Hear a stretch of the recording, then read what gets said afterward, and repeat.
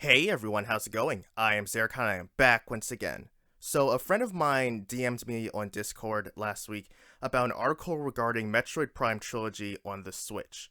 It's about a former Retro Studios dev who claimed that a Prime Trilogy port is unlikely. And I'm paraphrasing, of course, but let's get into the article itself. With Metroid Prime 4 in the works for Switch, many fans have hoped that Nintendo would bring the series' first three games to the platform.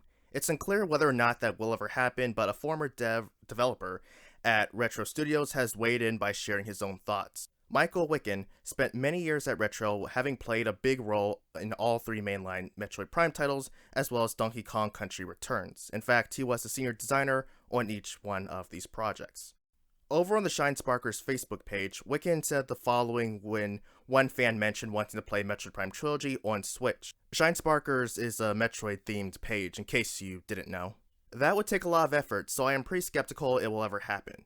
It was straightforward to update MP1 and 2 to motion controls, but converting MP3 to normal controls would be a Herculean effort, as it's scripted very specifically using volumetric triggers to detect the motion in specific switches, and the bosses are tuned to take into account the ease of gestural aiming.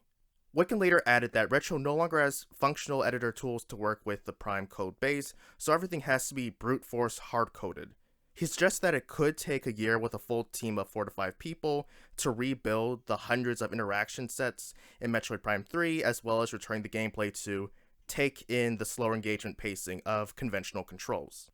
As for gyro controls on Switch, Wicken does not believe they would work adequately for the Metroid Prime games.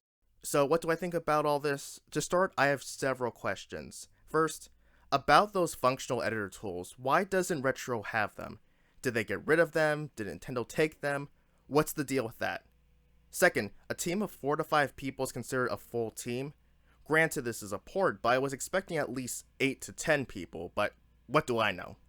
And while we're on the topic of what do I know, I would argue that the gyroscope would be sufficient for Metroid Prime 3, at least if you're using the Joy-Cons like a Wii remote. It might not be as natural as with the Pro Controller regarding the way you need to twist, pull, and pull it to remove power cores, or heck, to yank shields off of enemies, but the core basics would work. One flaw that I will bring up that Mr. Wicken does not address is something small, and it's a nitpick, but it's something that I care about that Nintendo dropped the ball with, and that is the lack of analog shoulder buttons or triggers. In the GameCube versions of Prime 1 and 2, lightly pressing down the right shoulder button, pressing it down all the way, either has your reticule focus, or have Samus put her hand on the cannon while she aims. It's a minute thing to bring up, but if the Prime Trilogy was going to be ported and use conventional controls, this would pose an issue. But again, it's just me. Ultimately, how do I feel about this situation? Well, as I told a friend who shared this, there were silver linings to be found here. For one, I got an easy topic to make a video on, so I have no complaints there.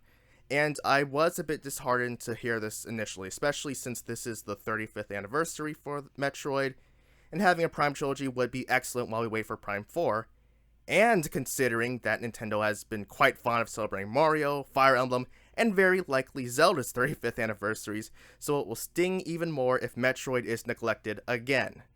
However, disappointment is something that I have become accustomed to, so no port will not hurt me. In addition, if Metroid Prime Trilogy did get ported with a physical release, I would be hounded into finally getting a Switch, which I currently have no desire to get outside of Metroid Prime 4.